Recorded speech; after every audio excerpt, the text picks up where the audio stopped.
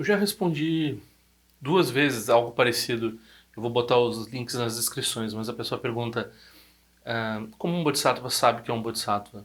Porque quando a gente renasce a gente não lembra nada. Então eu posso ter tomado esse voto e agora eu ser um Bodhisattva e não estou sabendo? Que história é essa? E tomar o voto equivale a ser Bodhisattva? Vamos destrinchar um pouco isso.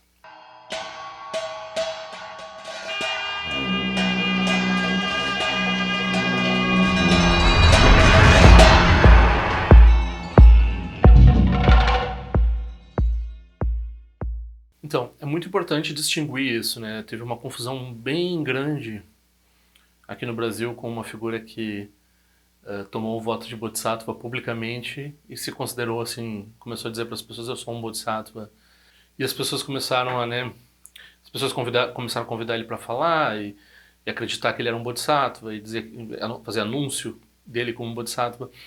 Bom, é muito fácil tomar um voto de Bodhisattva, participar de uma cerimônia e tomar o voto, mas isso não configura um Bodhisattva. Então, apenas tomar o voto e querer, como eu, né, como uma pessoa normal, eu aspiro ser um Bodhisattva, não faz de mim um Bodhisattva, né? Faz de mim alguém no caminho Mahayana que, inevitavelmente, se continuar praticando, vai se tornar um Bodhisattva, né?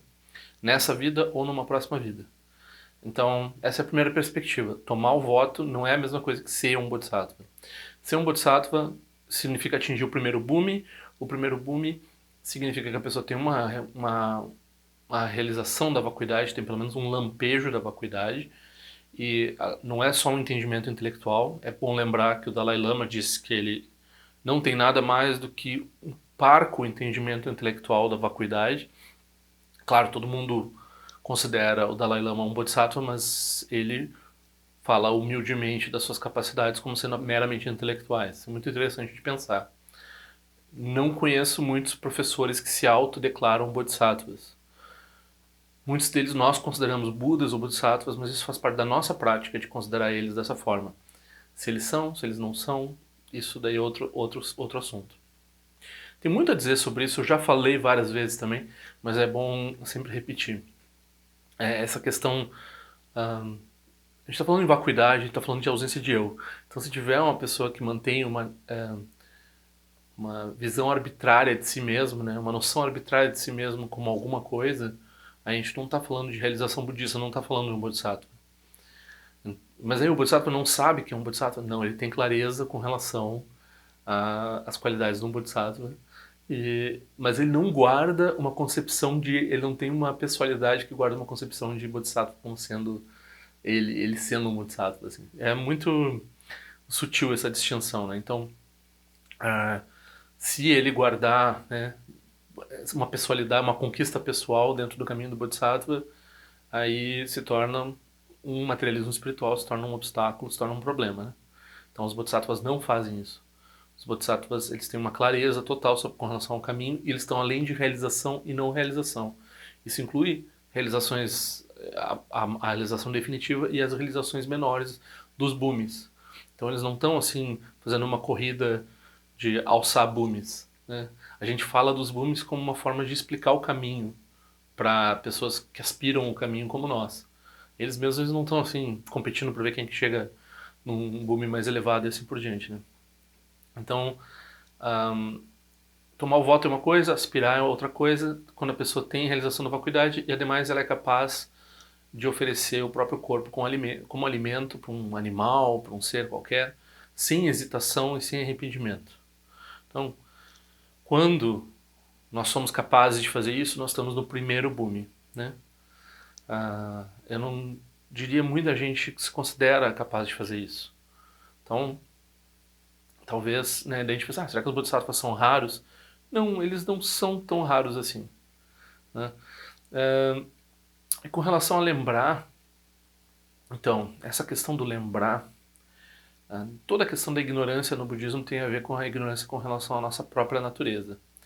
Então, não só, a gente não precisa falar bodhisattva, né? No Shravakayana é meramente alguém que está num caminho. Então, qualquer pessoa que está praticando o Dharma, praticante do Dharma, é um bodhisattva. Então tem essa confusão também. Em outras formas de budismo chamam de bodhisattva qualquer um que se aplica nos métodos do budismo, é um bodhisattva. Não é um monge, é um bodhisattva. E um monge também é um bodhisattva.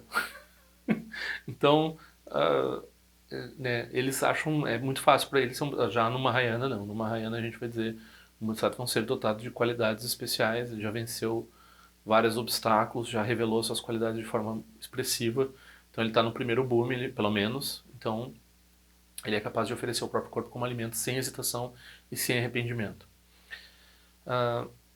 Mas essa questão de lembrar, né, a gente não precisa falar de Bodhisattva, a gente pode pensar que a gente, né, tem essa questão do Mahayana causal, que a gente vai, parece que, produzir a iluminação. Né? A iluminação vai ser atualizada.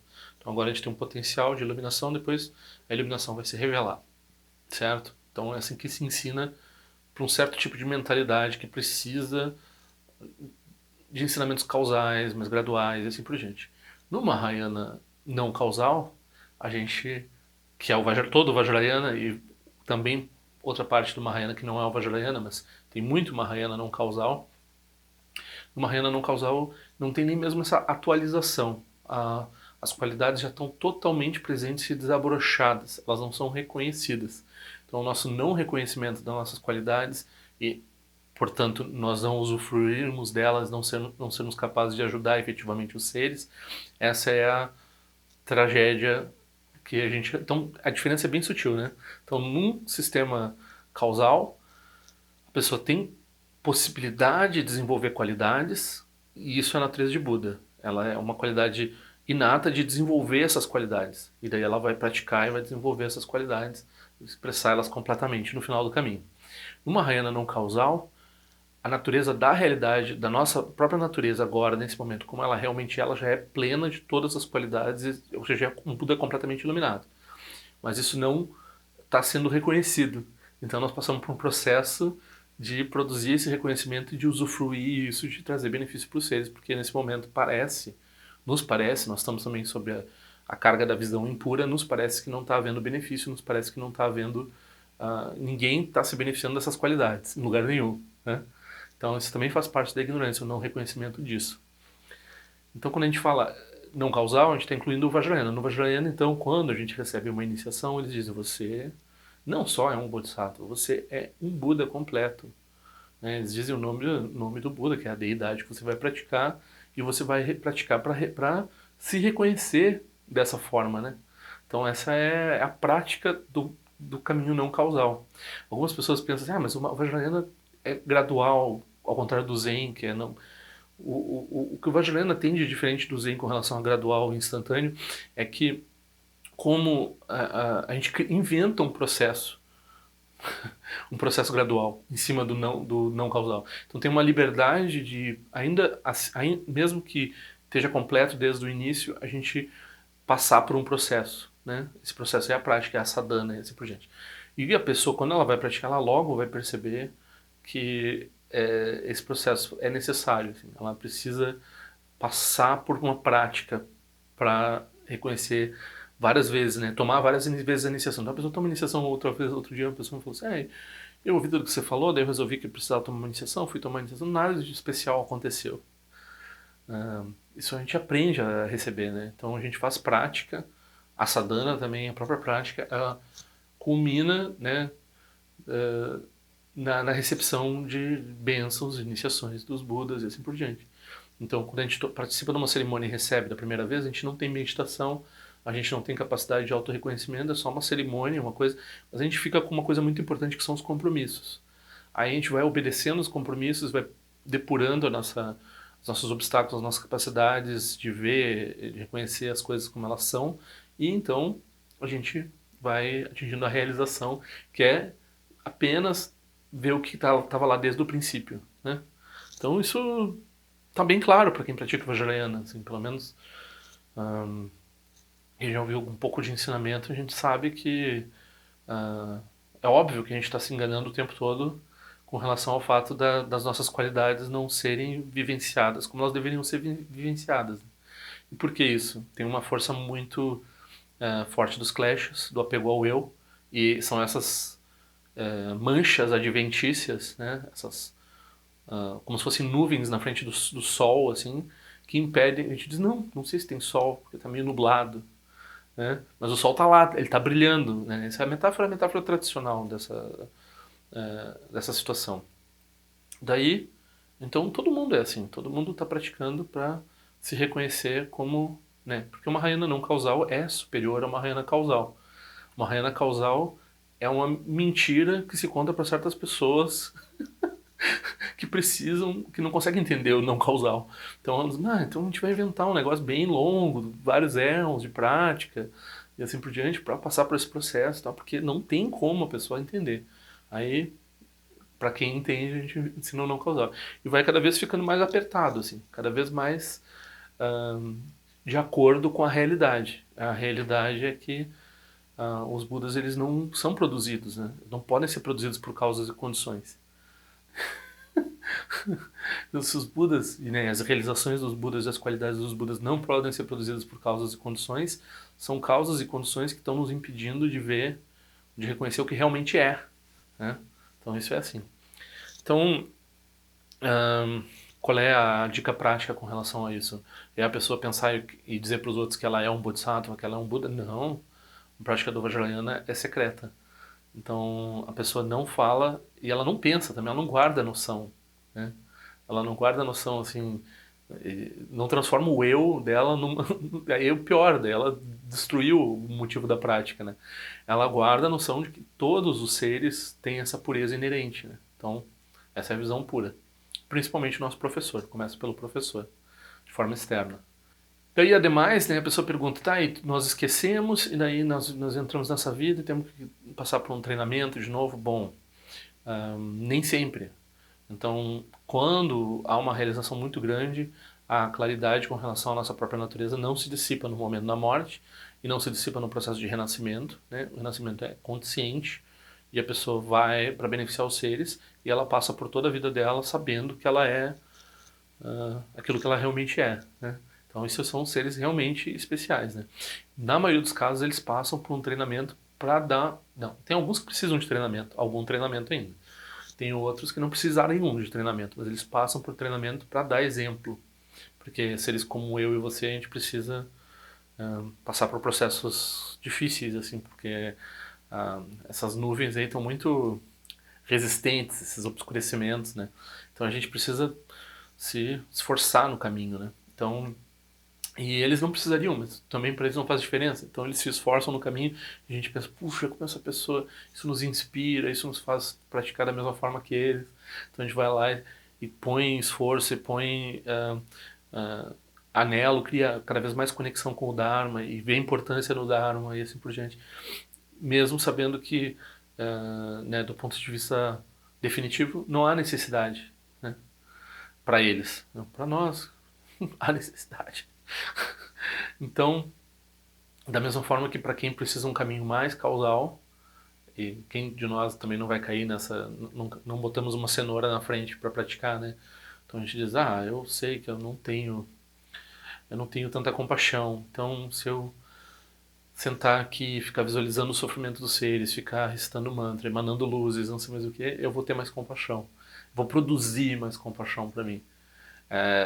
E essa é uma perspectiva causal. Na verdade, a compaixão é a nossa natureza inata, a natureza da nossa mente, mas nesse momento a gente inventa uma coisa, a gente está num processo tão ignorante que a gente inventa uma coisa que está produzindo, que parece estar produzindo aquilo que realmente é, na verdade. Então, na verdade, não tá se produzindo nada, está se retirando aquilo que, quando a gente, né, desenvolve um entendimento melhor, a gente vai passando para essa ideia, que é a ideia não causal.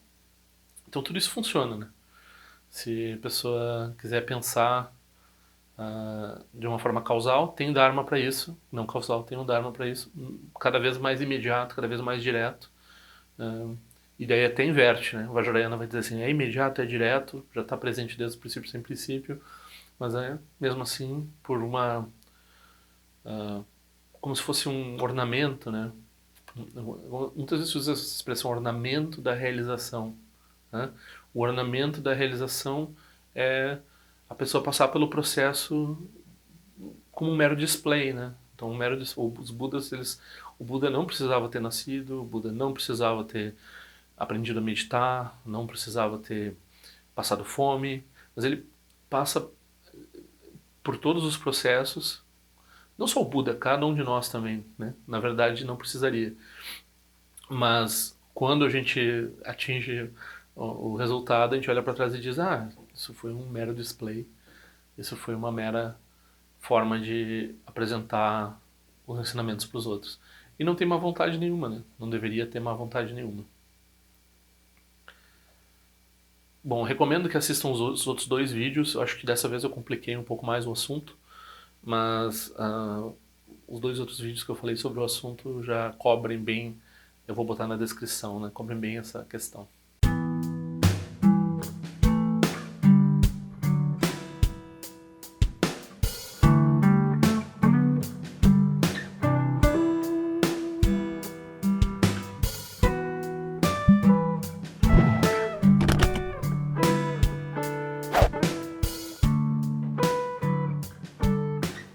Ei, não esquece de se inscrever no meu canal, é importante para mim.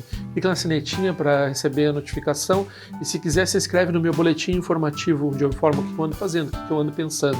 Também para contribuir de alguma forma com esse canal, esse é o endereço. Eu espero que em breve nós nos vejamos na prática do Dharma.